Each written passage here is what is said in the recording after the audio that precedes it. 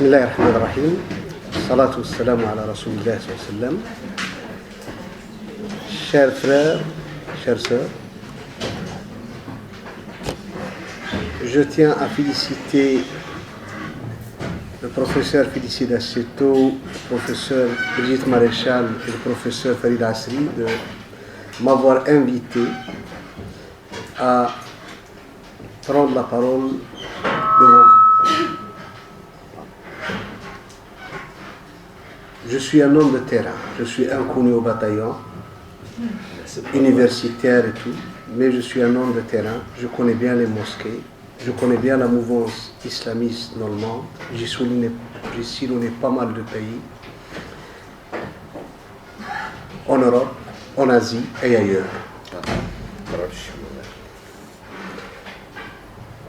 Quand j'ai vu les enjeux de la pensée musulmane en Europe contemporaine, je vais être direct et franc. L'islam lui-même traverse une crise. L'islam en tant que religion traverse une crise. Cette crise, elle est identique à la crise qui a sévi au XIe siècle.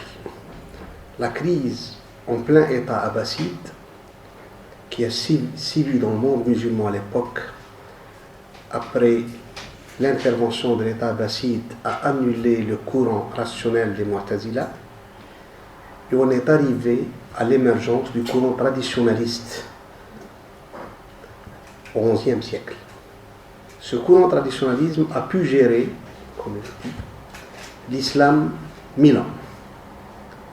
Maintenant, avec l'avènement de pas mal de choses dans le monde contemporain, qui n'est plus l'ancien monde, il y a un problème de fond dans les sociétés musulmanes. Ce problème de fond influe sur la situation des communautés musulmanes en Europe et même sur les musulmans européens de souche. Cette crise est multidimensionnelle, mais je vais être précis dans la situation actuelle. Quand je parle de l'Europe, après 20 ans d'exercice d'imam dans les mosquées bruxelloises, pas mal de conférences dans les pays européens, j'ai pu avoir une réalité chez les musulmans, que ce soit en Belgique, en France et ailleurs. Ces réalités, je tiens à souligner que les gens ne savent pas que l'islam est de retour. Ils croient que ce sont les premiers musulmans qui ont foulé les terres d'Europe. L'islam a été présent en Europe jusqu'au XIVe siècle. Il est revenu, un retour au XXe siècle. Mais c'est un retour que les gens tous doivent le faire. Et c'est ça que je dis, on n'est pas des conquérants. On n'est pas des gens qui veulent envahir ces pays-là. On est venu ici en demandant à être des gens qui travaillent, assimiler à la population européenne, être en bonne relation avec tous nos concitoyens. Et c'est l'un des problèmes qui se posent chez les communautés musulmanes. Au début, pourquoi les problèmes se sont posés après les années 50 et l'émergence des mosquées, des centres islamiques et l'émergence de nouvelles idées qui se débattent dans les pays musulmans. On a actuellement des courants de pensée. Les courants de pensée qui traversent la société musulmane sont généralement 4 courants de pensée. On ne peut pas sortir sur ces 4 courants de pensée à moins qu'en étant juste quelque chose de dérivé d'une de ces pensées. Il y a un autre courant dont je tiens à préciser après. Il y a le courant salafiste qui donne un peu actuellement le cachet de l'islam sunnite. Parce que le cachet des siècles 16e, 17e, 18e siècle était le cachet soufi. C'était rare de trouver dans les pays de l'islam, du Maroc jusqu'en Indonésie, un imam, un savant, qui n'est pas relié à une confrérie soufie, que ce soit la Qadiriya, la Naqshbandiya, la Darqawiya, et ainsi de suite, et ainsi de suite. Et c'était dans le monde musulman, de l'Indonésie jusqu'au Maroc. À l'époque, l'islam portait un cachet soufi. actuellement, depuis les 50 dernières années, c'est le cachet salafiste qui véhicule l'islam sunnite. Nous avons aussi la pensée, ce qu'on appelle la pensée frère musulman, ou l'islam politique, d'où ont émergé pas mal de mouvances dans les pays de l'islam qui revendiquent le retour aux origines, le retour des sociétés musulmanes pour se développer aux origines de l'islam. Et c'est une des erreurs fatales d'ailleurs. La troisième aussi mouvance qui est présente, on ne doit pas la négliger, c'est la mouvance chiite duodécimaine, qui est actuellement en train aussi d'englober toutes les autres factions chiites. On n'entend plus parler des Ismaéliens, ni des autres factions qui ont existé dans le chiisme au Moyen-Âge, avec actuellement c'est l'hégémonie chiite duodécimaine qui tend à se propager aussi au nom de l'islam dans le monde. Et les musulmans d'Europe, que ce soit les allochtones ou les autochtones, sont devant cette réalité, la réalité de la situation dans le monde musulman. Des confréries soufis dans certains pays, dans certaines régions du monde musulman, l'école salafiste, l'école des frères musulmans et tous ses dérivés, et l'école chiite. Et c'est ça l'enjeu de ce qui se passe ici. C'est ça ce qu'on a ici. Je suis même allé à dire une fois, pour les sunnites, je parle du monde sunnite, que nous assistons, ces 20 dernières années, où nous avons assisté d'une façon indirecte à l'émergence d'un clergé dans le monde sunnite, salafiste frères musulmans. Ce clergé-là, qui ne permet pas qu'une personne puisse émerger s'il n'est pas relié à ces deux clans, s'il ne rôde pas, s'il ne roule pas, comme il a dit le frère, qui n'est pas calqué, être dans telle ou telle mouvance, personne n'entend parler de lui, personne ne l'invite à faire une conférence, personne, même s'il a dans sa tête pas mal de choses à donner, mais s'il n'a pas fait allégeance à tel ou tel courant, il n'est jamais le bienvenu dans n'importe quoi et on n'entendra jamais parler de lui. C'est l'un des défis qui se posent actuellement. Quand je parle de l'Europe, le premier défi que tous nous assistons, nous avons ce qu'on appelle le défi salafiste. Le défi salafiste qui a commencé d'ailleurs dans les années 70 et qui s'est intensifié dans les années 80 et les années 90, je parle de la Belgique en général, faute d'une chose que les gens ne doivent pas s'en passer. Que la communauté à l'époque était une communauté qui n'était pas vraiment une communauté, elle était croyante mais elle n'était pas pratiquante. Elle n'a connu l'islam qu'ici. Et elle a connu l'islam via les centres islamiques, via les imams qui venaient de l'Orient. Donc elle a été influencée par ce que j'appelle le rite hanbalite. Et malheureusement, même l'autre mouvance qui se proclame être une mouvance modérée, la mouvance des frères musulmans, elle-même, elle a adopté ce fiqh et elle l'a véhiculé d'une façon, qu'on le veuille, directe et indirecte même. C'est ça, qu'est-ce qui pousse un jeune de 16 ans à mettre la barbe? Ça n'a jamais existé dans le monde musulman avant. Mais la renaissance islamique véhiculée par les frères musulmans, les salafistes, elle a véhiculé ce fiqh hanbalite qui a donné à la barbe une connotation religieuse plus que l'on faut. Elle est devenue presque le symbole de l'islam. Tu es reconnu comme étant une personne intègre, une personne multazim parce que tu as une barbe. Tu ne l'as pas, tu n'es pas reconnu, tu es mis de côté. C'est l'un des problèmes qu'on a à défier dans nos pays-là. C'est pour ça que j'essaye de donner, quand je parle à pas mal de salafistes, j'écoute, quand vous dites salafiste, vous trompez tout le monde. Et je reviens à la première crise de l'islam. Le mot salafiste n'a été entendu dans le monde musulman qu'au 4e et 5e siècle. Ça veut dire 10e, fin du 10e et 11e siècle. Que ce mot est revenu sur les lèvres. C'est une faction de courant hanbalite qui s'est autoproclamé salafiste. D'ailleurs, même les grands imams de cette école à l'époque, Ibn Uqayl al-Hanbali et Ibn al-Jawzi ont condamné cette faction. Cette faction, plutôt, elle était anthropoformiste. Elle était, si on parle au dogme, si nous vient au dogme de connaître Dieu, elle était anthropoformiste sur la vie de Dieu, que Dieu il a une main, que Dieu il a... Elle était anthropoformiste dans ça.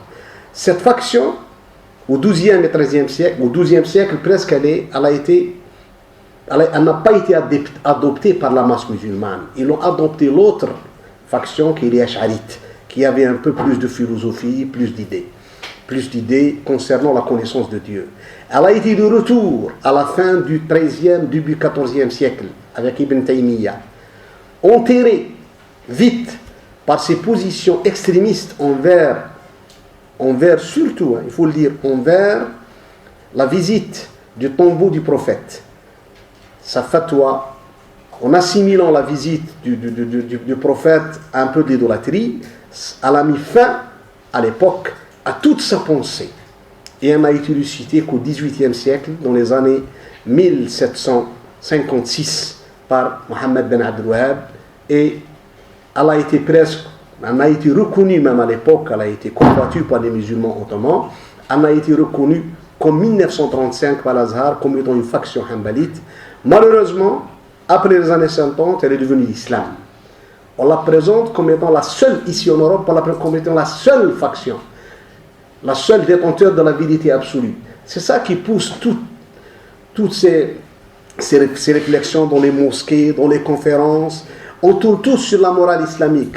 Portez la barbe, portez le hijab, faites ça, sans en prendre aux vraies questions de la société. Comment vivre en Europe, comment vivre en étant musulman, mais en bon rapport avec mes concitoyens non musulmans. Comment vivre, comment trouver cette harmonie. Il y va de notre devenir, de nos enfants, de devenir de notre vie ici. Comment aussi profiter de, je le dis, j'emploie ce mot, profiter de cette culture rationnelle qui existe chez les Occidentaux. L'Occident n'est pas un mal en soi. On a beaucoup de choses à apprendre chez les Occidentaux. Ce n'est pas un mal en soi. Il ne faut pas entrer en guerre et rejeter l'Occident parce que c'est l'Occident, parce qu'il n'est pas musulman d'origine. Il faut prendre ce qu'il y a de bien chez ces gens-là. Et c'est ça, c'est un enjeu qui, malheureusement, est toujours présent dans les conférences, dans les mosquées, dans les prêches du vendredi.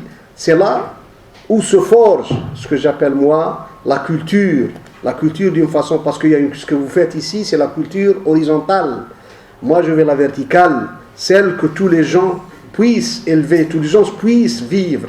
Ça ne sert à rien qu'une personne, il a beaucoup de qualités à donner, vient enseigner, vient donner des conférences dans l'université où on ne sera entendu que par 200 et 300. Mais qui pousse, qui va donner, qui va parler à cette masse de milliers de personnes qui est dans les mosquées, qui va élever son niveau, qui va lui dire, écoutez, ces gens-là auxquels nous vivons parmi eux, ce sont nos concitoyens. On a des droits avec eux et on a des devoirs envers eux. C'est ça l'important et le grand défi qui se pose pour tous les théologiens ici, pour tous les imams, pour tous les fiqh. Le problème, qu'il y a ce blocage-là, qu'il y a cette crise qui s'influe ici, qu'il y a cette crise quand on demande à ces gens-là pourquoi ces fatwas que j'appelle les fatwas de la discorde. Pourquoi ces fatwas que j'appelle les fatwas de buse. Quand j'entends quelqu'un, par exemple, répondre une fatwa qui vient d'Arabie, que la femme n'a pas le droit de conduire, je dis, écoutez, ça c'est un orf, ça c'est une coutume qui n'a rien à voir avec la religion musulmane. Ça c'est une coutume des tribus de là-bas, qui n'acceptent pas, qui ont toujours cette culture machiste, de mettre toujours la femme derrière. Il y a même qui n'acceptent pas que sa femme puisse s'asseoir à côté de lui quand il conduit. Il lui demande ça, une personne qui est calquée de cette façon ne peut rien donner de plus. Comment peut-on émettre une telle fatwa et essayer de la donner comme étant une fatwa religieuse émanant de la religion musulmane dans un centre islamique en Europe? C'est un problème de fond. C'est un problème de fond. C'est un enjeu auquel tous les imams, et je le dis tous les imams, tous les gens qui parlent au nom de la religion musulmane doivent s'asseoir et faire une purge interne. Écoutez, nettoyons ce qui est nettoyable. Commençons à nettoyer, à dire, écoutez, Personne n'a la vérité absolue. Votre discours est votre discours, ce n'est pas une vérité absolue. Vous n'êtes pas des porte-paroles officiels, ni d'Allah, ni de son prophète. Personne n'a ce droit de s'autoproclamer dans la religion musulmane qu'il détient la vérité absolue ou qu'il est le porte-parole d'Allah ou du prophète. Donc, ça c'est un point, quand on est dans pas mal d'imams sont confrontés ici, qui poussent des jeunes qui sont nés ici, qui ont grandi ici, à l'âge de 16 ans, 17 ans, d'aller en Syrie. Pourquoi? Qui le poussent à faire confiance à un imam de Jordanie qui n'est même pas imam, à une personne qui a seulement quelques bonnes paroles en arabe à dire, traduit en français, et à le suivre. Où sont tous ces sommités? Tous ces gens-là qui s'autoproclament ici comme étant des grands imams, où est cette mouvance? Parce qu'actuellement on est confronté ou bien à la mouvance salafiste qui s'appelle scientifique et qui va pousser les musulmans tôt tard ici à s'isoler de la société. C'est un peu des nouveaux Amish. Comme j'étais aux États-Unis une fois, j'ai vu ce qu'on appelle les Amish. Du coup, ils vivent au XVIIIe siècle. Eh bien, on pousse les gens à vivre aussi en arrière, à ne pas être en déphasage de la société. Ça, c'est ce que j'appelle le salafisme scientifique. Par contre, l'autre salafisme pousse au terrorisme, pousse carrément au terrorisme, à l'extermination de l'être humain. L'être humain n'a aucune valeur. L'être humain n'a aucune valeur. C'est contraire au discours coranique. Le discours coranique valorise l'être humain. Valorise l'être humain. Man qatala nafsan bighayri nafsin aw fasadin fil ardi fakannama qatala an-nas jami'an. Où est ça? Comment on n'inculque pas une chose pareille aux gens? Écoutez, il faut valoriser l'être humain. Effectivement, si quelqu'un meurt, c'est un tremblement de terre.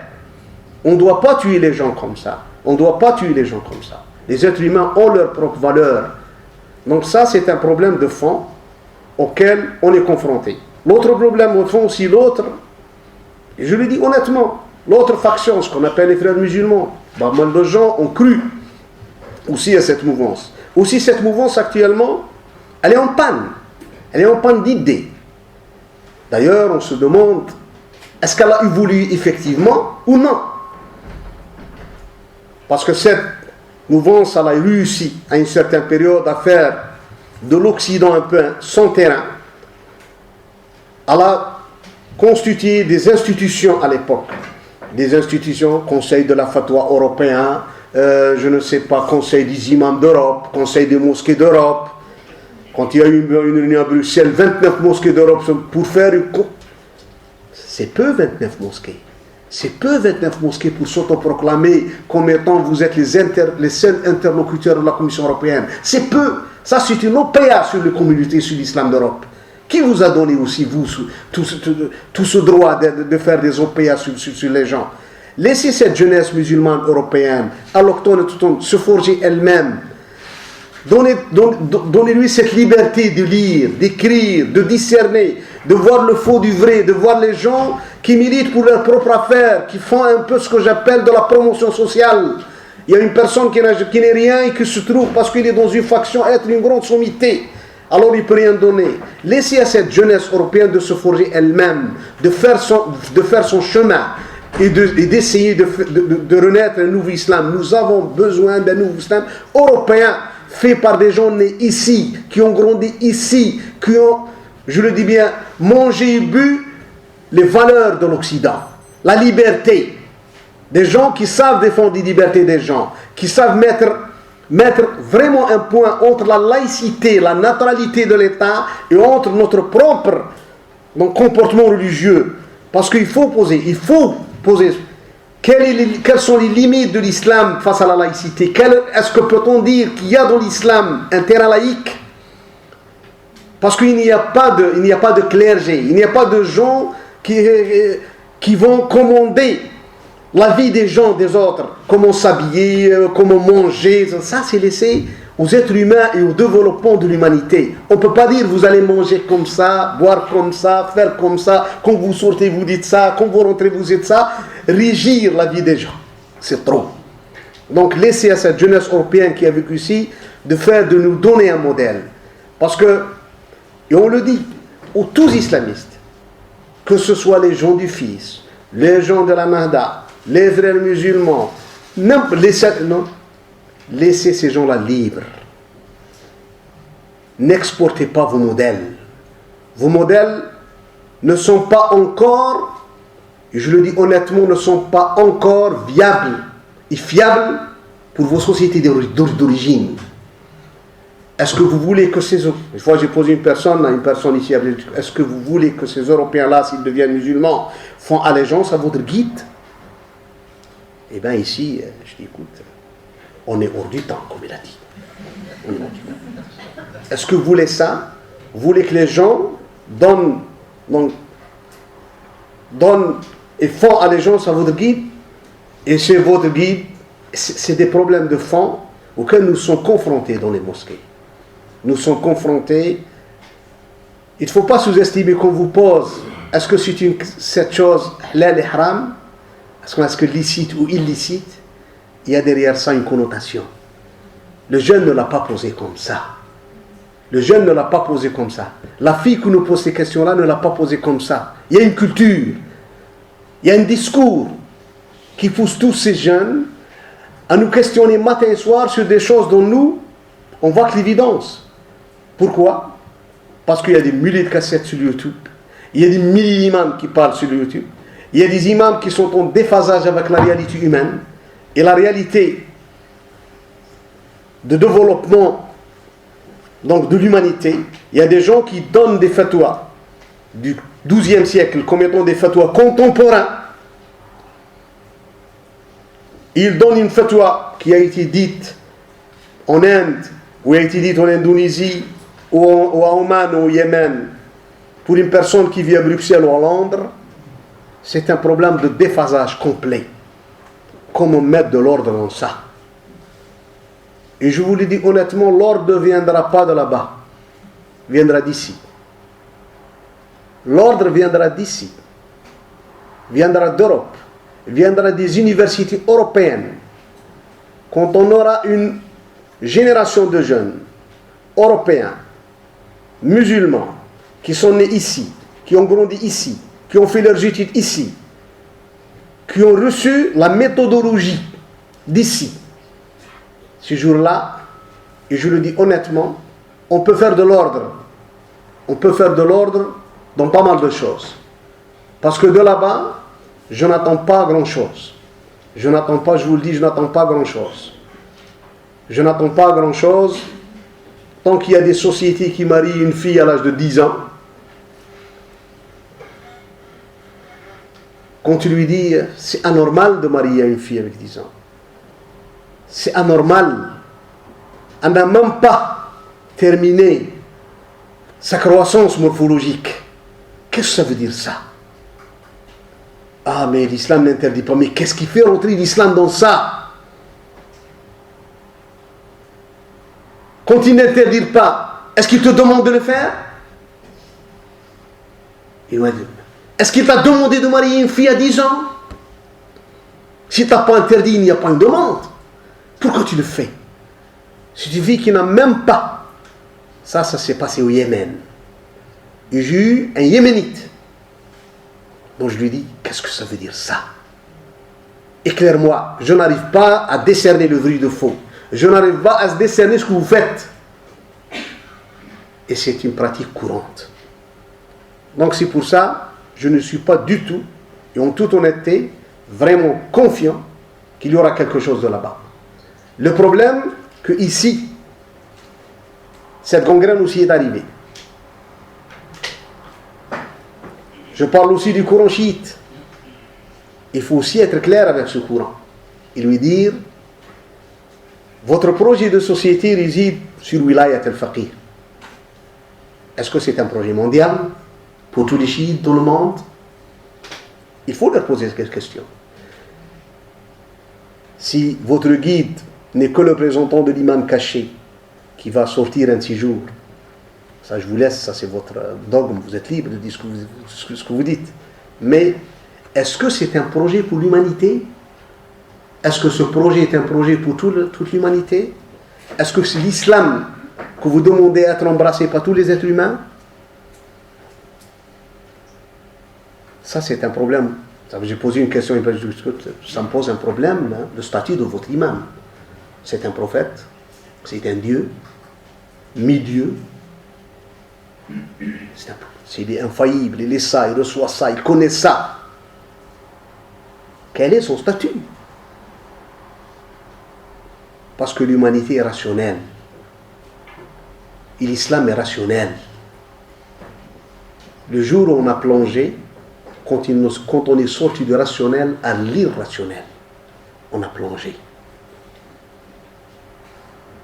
Donc le problème et le défi ici en Europe, c'est comment, et je le dis, comment faire sortir une nouvelle, et je le dis, pensée européenne, et je le dis en toute honnêteté, loin de l'émergence des États d'origine, et loin de l'émergence de toutes ces mouvances d'origine, purement européennes. Il faut déconstruire, et je le dis, il faut déconstruire le salafisme, les frères musulmans, tout, sans exception, déconstruire. Pour construire, il faut déconstruire. Il ne faut pas accepter et gober tout ce qui est dit. Il faut déconstruire. Pourquoi? Le jour où nous pouvons déconstruire tout ça et dire ça, ce que vous dites ici, ce n'est pas vrai. Ce que vous dites ici n'est pas l'islam. C'est une référence à une personne. Voilà ce qu'il a dit. Ce que vous dites, le jour où on arrive à parce qu'on ne peut pas construire sans déconstruire. On ne peut pas construire. C'est pour ça que j'ai appelé à dire, écoutez, le monde musulman a besoin d'une nouvelle réflexion, d'une nouvelle forme de l'islam, d'un nouveau mouvement qui ne sera pas bâti sur les cendres des autres mouvements. Il ne faut pas bâtir sur les cendres des autres mouvements, sur les piliers des autres mouvements. Ça ne sert à rien. Donc, ça c'est mon souhait. Ça c'est mon souhait de le dire à tout le monde, ici en Europe, essayez de bâtir une nouvelle réflexion, une nouvelle vision de l'islam purement européen qui n'aura pas vraiment trop d'attache, surtout avec ce qui se passe actuellement dans le monde musulman, avec les factions dans le monde musulman. Parce qu'on ne saura qu'importer les problèmes. On a importé beaucoup de problèmes qui ne sont que les problèmes de l'au-delà, on les importe en Europe. On trouve des gens, peut-être, qui vont se corréler un de ces jours sunnites. Qu'est-ce qu'elle a la société européenne avec cette querelle? Tu es un imam chiite à Bruxelles, pourquoi? Pourquoi le tuer? Incendier jeter un molotov, c'est pas dans une mosquée chiite à Bruxelles? Non. Si demain on va entendre aussi qu'un sunnite sera tué par des chiites, pourquoi? Pourquoi exporter le problème de là-bas ici? Est-ce que les musulmans d'Europe, on a exporté tous les problèmes de là-bas? C'est pour ça qu'on calque les gens. Celui-là il est salafi, celui-là il est frère musulman, celui-là il est ça, celui-là il est ça. Ce ne sont que les problèmes de là-bas. Parce que là-bas, on met les étiquettes. Il y a une connotation politique là-bas. Donc tous nos pays d'origine. C'est ces étiquettes-là qu'on a fait venir ici pour qui? Pour des jeunes de 18 ans, 20 ans, 30 ans, dans les beaux lieux, qui ne veulent vivre que leur islam en tant que des gens en Europe. On leur a collé aussi ces étiquettes-là. Et puis c'est le querelle, même l'influence des mosquées, connotation des mosquées. Mosquée frères musulmans, mosquée Tabligh, mosquée Hizb al-Tahrir, mosquée Tala'i', mosquée Salafia Ahl al-Hadith, donc c'est scientifique, mosquée Salafia Jihadiyya, les gens qui vont pour faire le djihad, mosquée telle. Même ça. Donc, il faut bâtir sur une nouvelle forme, pas sur les autres. Ça c'est le défi. Ça c'est le défi qui est lancé ici, à tous les imams, à tous les gens vraiment qui veulent aspirer à un islam européen. Un islam européen doit être purement européen, parce que le monde musulman est en retard. Le monde musulman stagne depuis 4 siècles. Ibn Khaldoun a été la dernière personne à avoir écrit Al-Muqaddima, après lui, c'est la stagnation totale dans le domaine de la réflexion. Stagnation totale. L'Europe a fait son travail, ça fait 2 ou 3 siècles. Elle a adopté son travail. Donc c'est pour ça, les changements dans l'Europe de l'Est sont passés facilement. Les changements dans les pays musulmans ne passeront pas facilement. Ne passeront pas facilement parce qu'on n'a pas réglé des problèmes de 1000 ans. Ce qui se passe en Syrie, les gens veulent régler le problème qui date de 1400 ans. On veut régler des problèmes très très anciens. Et ces problèmes-là, les projets de société eux-mêmes, les gens ne sont pas rentrés dans la phase d'acceptation de l'autre. Les projets islamistes, les projets laïques, donc il n'y a pas cette phase d'acceptation. Ici, l'Europe a dépassé ce clivage-là. Elle a eu au XVIe, XVIIe siècle, puis elle est arrivée à avoir ce système démocratique, plus ou moins, qui tient un peu l'équilibre des sociétés européennes. Et c'est là que nous voulons que ces gens, qui déjà sont inculqués de cette démocratie, l'idée d'accepter l'autre, l'idée de l'alternance, des gens qui intériorisent tout ça, de ne pas rejeter l'autre, l'idée des gens qui ne sont pas, je le dis, trop influencés par une culture haineuse envers l'autre. Haineuse envers l'autre. On commence par l'autre qui n'est pas musulman, puis on termine par l'autre qui est musulman, mais qui n'est pas avec nous sur la même longueur d'onde. Qui même il est musulman, mais il n'est pas avec nous dans la même faction, dans le même rite, dans le même groupe, dans le même jama'a. Il y a même des gens, je vous le dis, je ne veux pas trop, qui croient par exemple qu'il y a un hadith très connu, tous les musulmans le savent. Donc, Jama'at al-Muslimin. Il y a certaines personnes qui croient lui et son groupe, le seul Jama'at al-Muslimin. Tous les autres ne le sont pas. Et que tout ce paradis dont le Coran parle, qu'il est vaste, et que sa largeur dépasse donc les cieux, tout ça, il n'aura que lui et ses amis et son groupe qui seront dans ce paradis. Tous les autres êtres humains seront en enfer. Donc, il y a beaucoup de gens qui s'inculquent cette culture-là et n'acceptent pas l'autre. Donc c'est pour ça, tous ces affrontements-là, il faut déconstruire cette culture. Donc il y a cette culture, et je le dis chez nous là-bas, qui influence ici. On ne peut pas avancer. On a besoin, c'est pour ça quand il y a eu le printemps arabe, j'ai dit j'aurais voulu aussi un printemps culturel, avant un printemps politique. Un printemps culturel, avant d'un printemps politique. Le printemps culturel qui fait un brassage, qui lance des idées, qui lance des réflexions. Est-ce que l'islam qui a été fait, ça fait 1000 ans par les Seldjoukites, qui ont parrainé et qui ont adopté une certaine lecture, ne peut pas être remise en cause, ne peut pas être débattue?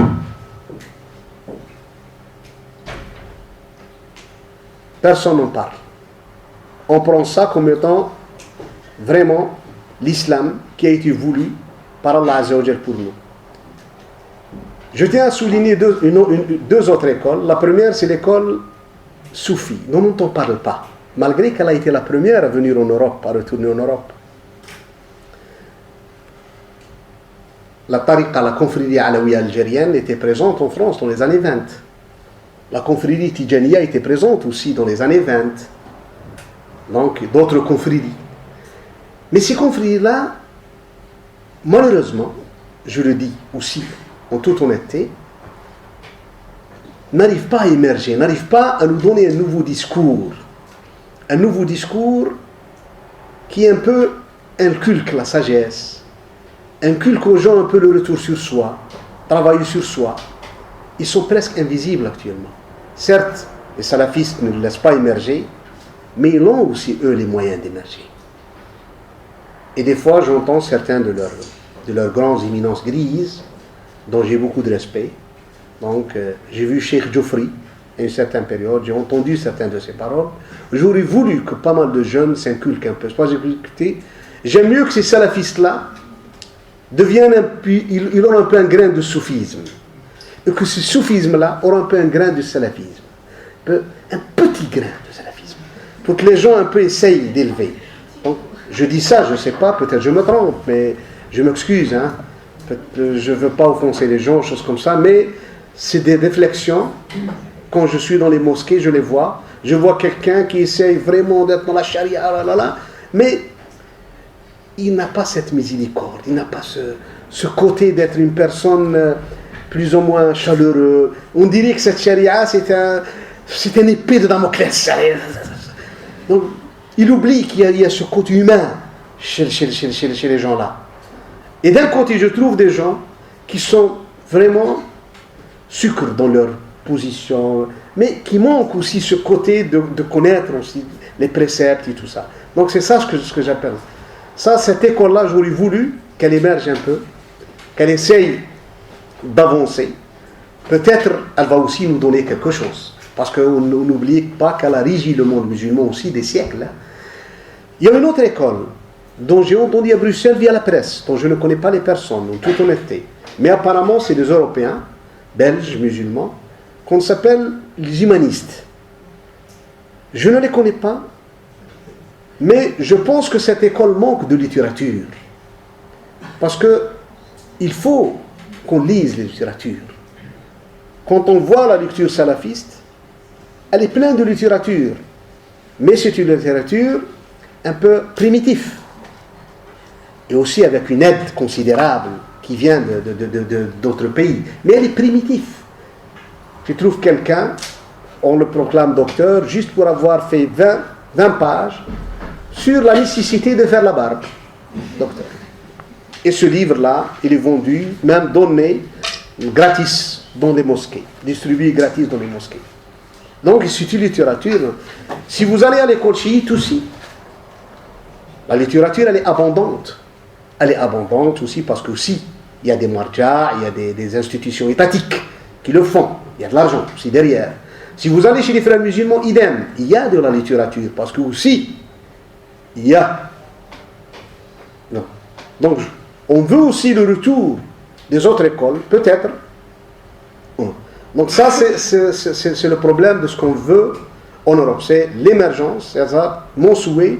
Et j'ai appelé une fois le frère Farid à prendre le devant, à lui dire, essaye d'appeler des jeunes d'ici, qui sont ici, à être des libres penseurs. Quand j'ai dit des libres penseurs, c'est pas laïque au fond.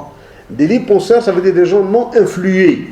Parce que dans l'islamisme actuel, on essaye de faire les gens comme on fait sortir les moules, le moulage. Le moulage, tout le monde pense de la même façon. Tout le monde, vous êtes frères musulmans, vous avez tous le même moulage. Vous êtes salafistes, le même moulage. Donc, faire sortir les gens de ce moulage-là et être des libres penseurs, à lire tout, à écrire tout, à ne pas interdire aux gens de lire quoi que ce soit.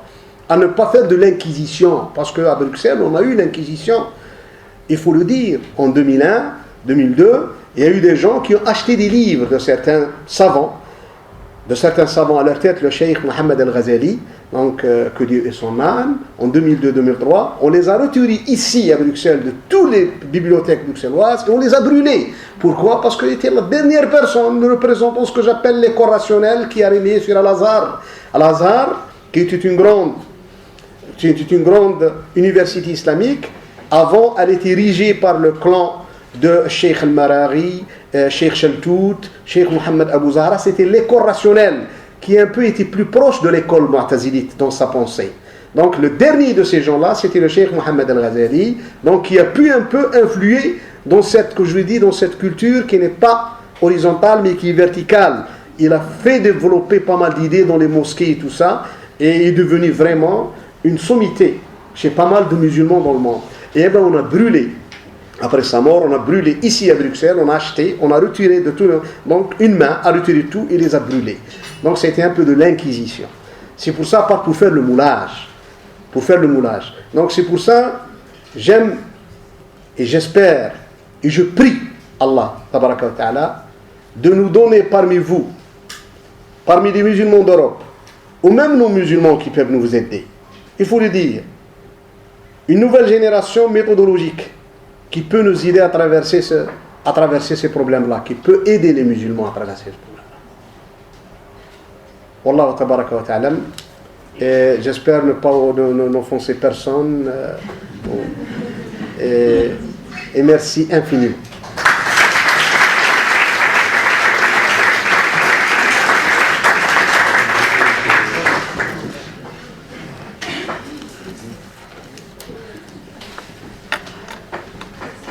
Oula, là on vous entend pas du tout.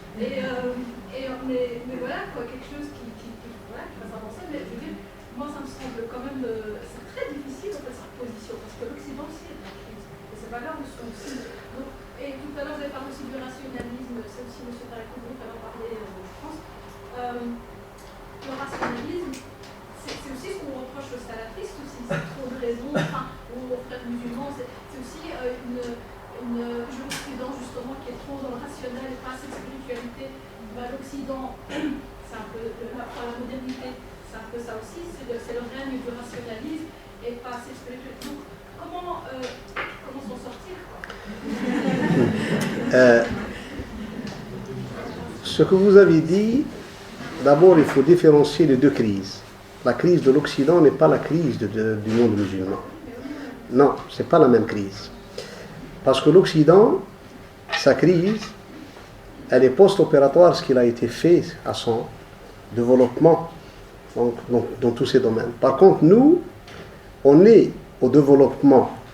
Donc ce qu'a vécu l'Occident, on est presque en arrière de 2 à 3 siècles. Donc c'est pour ça que ce n'est pas la même crise. Ici en Europe, on a une autre crise qui n'est pas la mienne. C'est pour ça que j'ai appelé à prendre les valeurs de l'Europe, surtout les libertés, la reconnaissance de l'autre, la place de l'autre. Parce que dans le monde musulman, notre crise, elle est presque dans cela. Il y a moins de liberté, il n'y a pas la place de l'autre. Quand vous me dites que les islamistes ont épousé la modernité, eh bien je te réponds, ma soeur, en toute honnêteté, je ne le vois pas. Quand il y a eu le printemps arabe, quand il y a eu les frères musulmans au pouvoir en Égypte, vous voyez-vous que certains représentants des frères musulmans ont fait une réunion à Istanbul en 2012 pour parler du règne de ressusciter la califate. Et c'est Tariq Souaïdan qui l'annonce au monde. Et peu après, M. Badi', que Dieu le fasse libérer. Je ne suis pas pour ce qu'il a été fait contre eux. Parce que celui qui vient par les urnes doit partir par les urnes. Je suis contre ce qui s'est passé contre eux. Mais je dis que ce n'a pas évolué. Il dit que la marche vers la réussite, pour réussir la califate est en marche. Est-ce que vous parlez d'un régime qui a fait ses preuves et qui n'est plus d'actualité, en plus, qui n'a jamais été quelque chose de religieux? Pourquoi vous êtes en train de faire vivre toute cette masse musulmane, arabe et musulmane, qui a demandé juste la dignité, juste ce droit à la liberté, ce droit à être des citoyens complets, que ce soit en Tunisie, en Libye, en Égypte, en Syrie, c'est tout ce qui a été demandé. Les gens veulent être des citoyens, veulent être traités en tant que citoyens, veulent leurs droits dans leur propre pays. Pourquoi vous êtes en train de parler, de faire une réunion et d'évoquer l'idée de ressusciter la califate? Et c'est ça, vous parlez que l'islamisme a épousé la modernité? Non, ma soeur. Il y a un problème de fond. c'est le problème de la vraie communication. Et je peux même aller loin à dire qu'il y a un problème de double langage. Et c'est ça le problème de fond. Il y a un problème de double langage. Et je prie Allah Azza wa Jal que les gens sortent de cette schizophrénie d'avoir un double langage. Je prie Allah Azza wa Jal que les gens sortent de cette schizophrénie. Merci. Deuxième question. Vous avez dit que depuis les Muqaddima de Ibn Khaldoun, en quelque sorte, il n'y aurait plus de production intéressante. Je suis un peu étonné parce que, pour moi, que ce soit en Égypte, la lignée qui a mené à Berazik et sa thèse refusée à l'Azhar, la lignée au Soudan des frères républicains Ibn Jabbouri et de Mohamed Mahmoud Taha, l'Islam de Fania, etc. En Tunisie, Abdelmajid Chafi, en France, Mohamed Hakoun.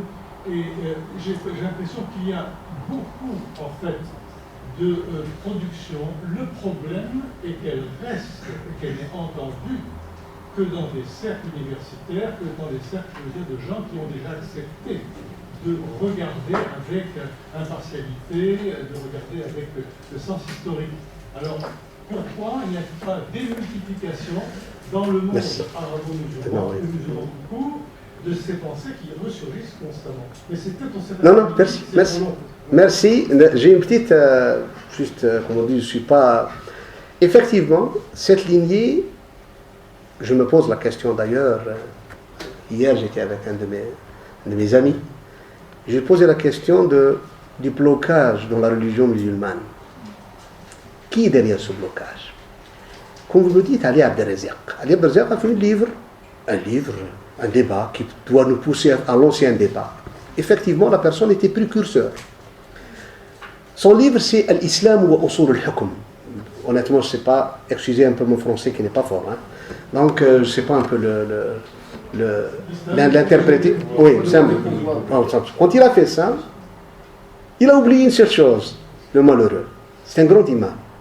Que c'était l'époque où Kemal Atatürk a mis fin à la califat ottomane. Et que le roi d'Égypte, Fouad Ier, d'ailleurs, qui a donné le mimbar de la mosquée de Paris. Donc c'était comme ça, c'est écrit Hadi à l'époque. Je ne sais pas si c'est toujours le mimbar, ça fait des années que j'étais là-bas, à la mosquée de Paris. Je vis que c'était un cadeau de la part du sultan d'Égypte. Lui aspirait à faire un calife. Donc quand la personne a fait ce livre, où il a dit qu'il n'y a pas ce problème de califat, que le prophète n'a pas fait un régime politique, donner à telle ou telle personne la califat. C'est un problème de fond. Eh bien, l'autre, donc les gens qui étaient au pouvoir ont dit qu'il a capoté tout le projet politique à l'époque voulu par le sultan d'Égypte. Eh bien, l'Azhar a fait une réunion et la personne, elle a été excommuniée des musulmans. Et même, idem pour Mohamed Mahmoud Taha. En 1993, j'étais à Khartoum et j'ai posé cette question à Brahim Snoussi, l'adjoint de Tourabi. Pourquoi la personne, vous avez laissé, comme on appelle Noumaïri à l'époque, le condamné à mort, il exécuté? Il m'a dit, mais il était un murtad, donc il a été excommunié. Je me dis, non, la personne a dit, on ne peut pas tuer quelqu'un parce qu'il a une réflexion qui n'est pas conforme à la nôtre. Donc c'est pour ça, il y a beaucoup de choses. Je suis sûr, Harkoun, par exemple, c'est une personne, d'ailleurs, je crois un Irakien, chose qui interprète ses livres, Hashim Saleh, comme ça, et bien la personne, je le lis tous les jours, il a parlé de sa mort, ça fait quelques jours, troisième année de sa disparition, donc il a vraiment, il nous a dit que la personne était une sommité. Mais ces gens-là, qui a fait que les gens ne les entendent pas? Le blocage venait d'où? C'est ça que je voulais dire. Donc, même Cheikh Tarek, c'est une personne en France. Pourquoi il n'est pas assez entendu? Qui fait le brouillage? Qui fait ce que j'appelle le parasite pour que la personne ne soit pas entendue? Que sa pensée ne peut pas être diffusée. Donc, le problème il est là, qu'il y a un blocage quelque part. Et qui est derrière ce blocage? Je dis un blocage, connaissez ça, je dis, il y a, dont j'ai parlé de cette nouvelle, je l'ai dit, si vous m'avez entendu, j'ai dit le mot, j'ai employé ici dans le chiisme, il y a ou bien même dans le christianisme, le problème du clergé, dans le chiisme il y a un clergé, j'ai dit aussi, on est en train de vivre au sein de l'islam sunnite un nouveau clergé, mais ce clergé-là qui met toute personne qui n'est pas dans leur lignée, qu'on ne peut pas l'entendre, qu'on ne peut pas parler de lui. Donc ces gens-là, je vous donne une autre personne qui était partisan de l'idée de la non-violence dans les années 60. Jawdat Saïd, un Syrien qui est en Allemagne, qui a été venu à Bruxelles, qui a étudié ici à la Commission européenne, et c'est une personne, un vieux, mais il était partisan de la non-violence au sein des frères musulmans syriens dans les années 60. Avec lui, Khalas Jalabi, tous ces gens-là ont été mis de côté. Personne n'a entendu parler d'eux jusqu'à, ça fait quelques années, ils ont commencé à faire surgir ce qu'ils ont dit, ce qu'ils ont écrit, on a trouvé que... Et j'ai dit à une personne, toute cette pensée a été tuée par qui? Par Sayyid Qutb. Par Sayyid Qutb. Quand il y a eu... Qu'est-ce qui a émergé dans le musulman? C'était la pensée de Qutb. C'était jalon sur la voie de Dieu. Donc le problème, c'était tamayuz. Donc nous en tant que musulmans, on doit nous différencier de l'autre. Donc ça qui a tué pas mal d'écoles, pas mal de penseurs, pas mal de personnes qui pouvaient nous apporter plus. C'est ça le blocage dont j'ai parlé. Merci. Continuer, si possible, cet après-midi. Si c'est vraiment... Vas-y. Il a fini de sa pensée prospère. On a fini pour nous. Est-ce que des équipes qui ont une marque? Oui.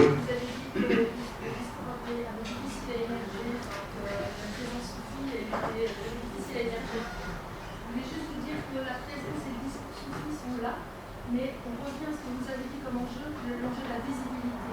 Oui. C'est-à-dire que, comme vous avez dit, à partir du moment où on ne relève pas d'un mouvement salafiste, de frères musulmans, il n'y a personne qui s'intéresse à nous. Oui. Et je peux vous dire que les maîtres soufis, dont le maître, le chef de Tunis, on va être je peux vous dire que ce maître essaye de transmettre la culture de la paix, la culture de la diversité. Je le sais. Tout un travail Je le sais. Mais malheureusement, ce discours n'est pas relayé au niveau de la presse. Oui. Pas suffisamment. Et je pense qu'on revient à l'enjeu de la visibilité. Et c'est vrai, peut-être que vous avez dit qu'il faut mettre une grève de salafisme dans le soufisme. Peut-être la grève de salafisme, c'est justement de prendre la place parce qu'ils ne se gênent pas. Prendre la place, ils ne se pas. Et là, vous avez ma responsabilité personnelle parce que le champ de business m'embête. Et je me dis, c'est vrai que peut-être que moi-même, je dois faire un travail sur moi-même pour rendre visible aussi ce En toute honnêteté, je connais bien la confrérie Alaouia. Je suis né à 50 km de la ville de Mostaganem et a grandi là-bas. Et je connais tous les maîtres de la région, y compris, je me souviens du père de Cheikh Khaled Bentouna, Cheikh Ahmed. Donc je connais bien le développement de la Zaouia très très bien.